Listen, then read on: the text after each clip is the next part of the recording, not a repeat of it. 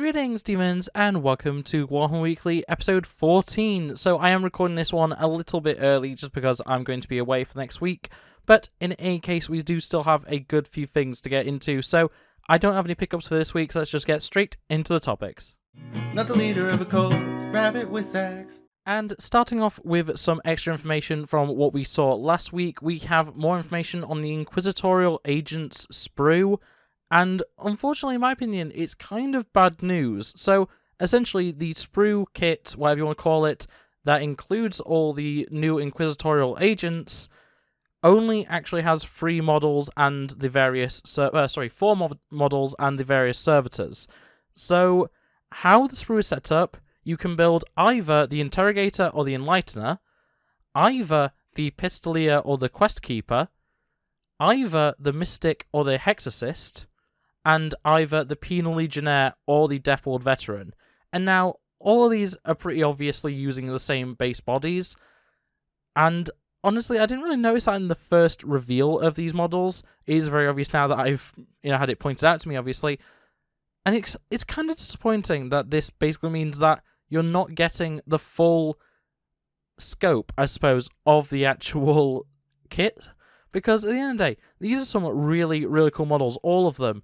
And locking down some of the items to only be one or the other is kind of disappointing. Especially for me, the Pistolier and the Quest Keeper are both 2 excellent models that you can only build one of because they use the same base.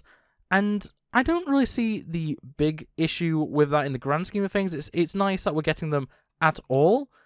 It's just kind of annoying that it basically means that if you want to actually have all the models available to you, you have to buy the kit separately if you're getting the box, which isn't the end of the world. It's, not like Kill Team kits are actually that expensive, but it is kind of annoying.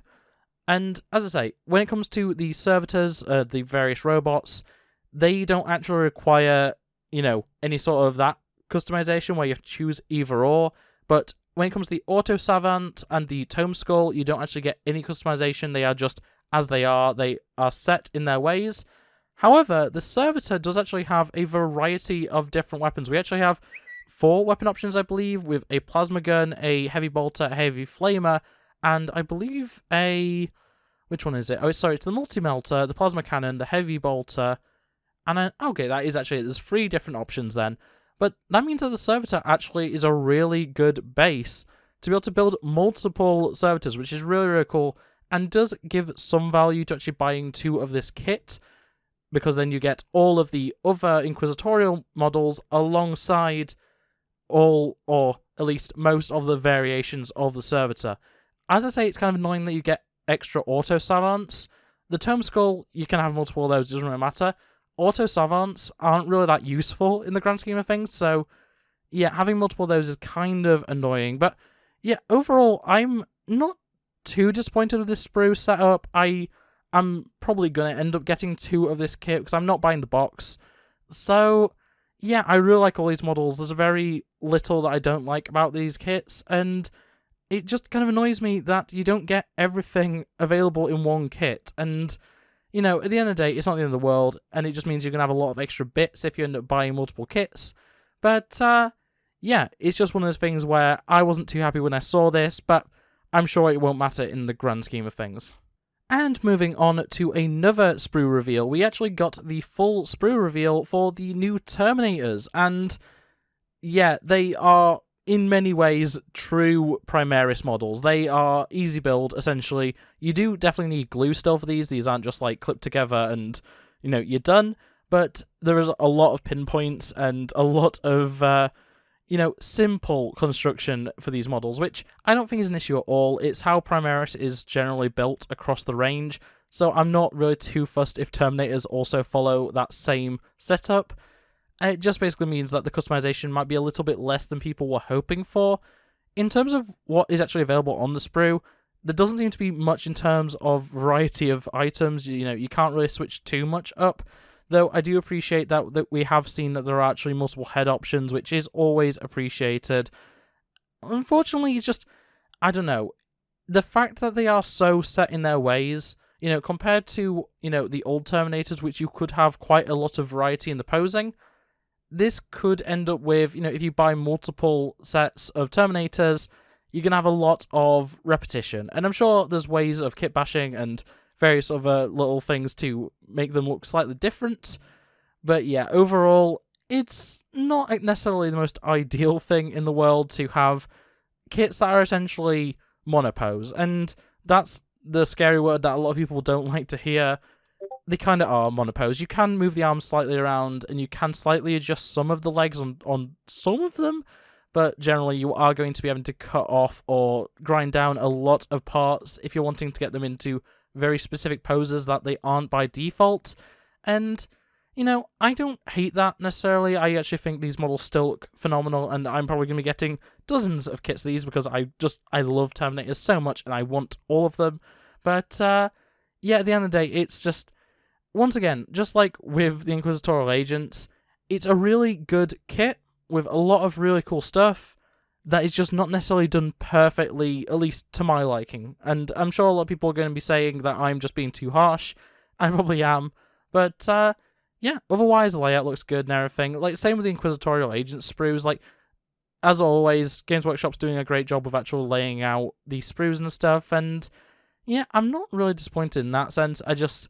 I hope we see a little bit more customization from future Terminator kits when we get a bit more variance, specifically for things like the Dark Angels variants, is it Deathwing? This is the first company of the Dark Angels. When we get stuff like that, I hope they have a little bit more variety, but in any case, that is it for the Terminator sprues.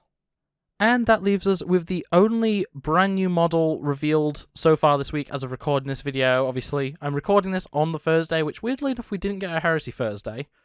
That's questionable. But in any case, we do have the brand new Great Black Bull model for Blood Bowl, Grashnak Blackhoof, and it's a Minotaur guy. He's a Chaos champion or Chaos character, whatever. I don't remember the terminology for Blood Bowl. And he looks pretty cool. He, as I say, is Chaos, so you can run him in your Chaos Blood Bowl teams. I think he is, 240,000 GP for any favoured of Chaos. So, yeah, it's not too bad, really, when it comes to the actual point cost, or the price, I suppose, that you want to call it. And, yeah, he looks great. I really like the armour, the shoulder pad that has the, I guess, demon face on it. It's really interesting to me. And just overall, he could fit very easily into a Chaos Army, just a generic Chaos Army. Doesn't necessarily have to be for a Blood Bowl. And, yeah, he's very Khorne, which is always nice. Beasts, or Chaos Beasts, whatever you want to call them, are always interesting to me in the variety that we see from them. And this is no exception. I honestly, if this wasn't resin, which, yeah, of course, it's Blood Bowl, so of course it's resin, I'd probably be pretty interested in picking this guy up. If this was just a single miniature release of Blood Bowl, this guy's cool. I'd paint him up in, Zechian colours and just call him, another Chaos Beast, It'd be very, very cool to do that, but, yeah, overall, very nice model. It does look cool. I like the fact he has 4 horns, which is, interesting, one of which is kind of broken.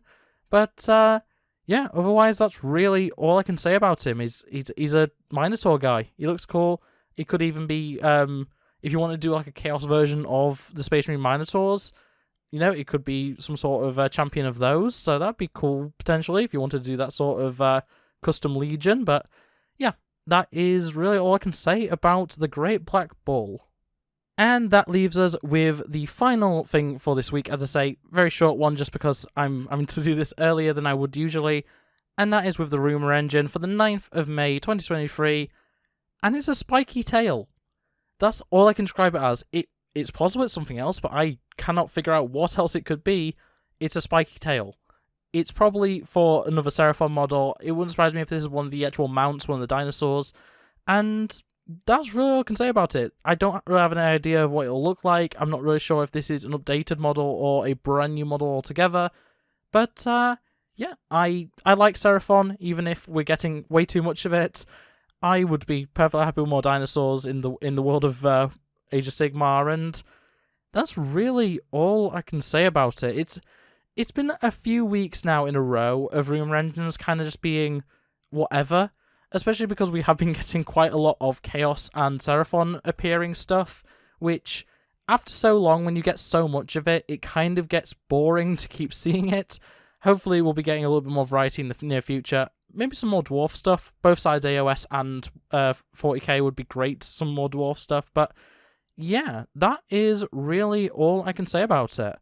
And with that being said, that is everything we have to talk about this week. So, as I say, I'll be catching up on everything on the Friday, Saturday, and Sunday in next week's episode. Once again, just sorry that I wasn't able to cover everything for this week, just because of my own schedule and the fact that I won't be here on the Sunday when I would usually be recording this.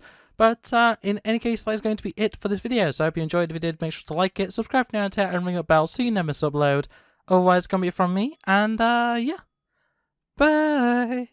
Look at the screen, you'll be fine. Culture's a disease, but we'll survive. I just wanna take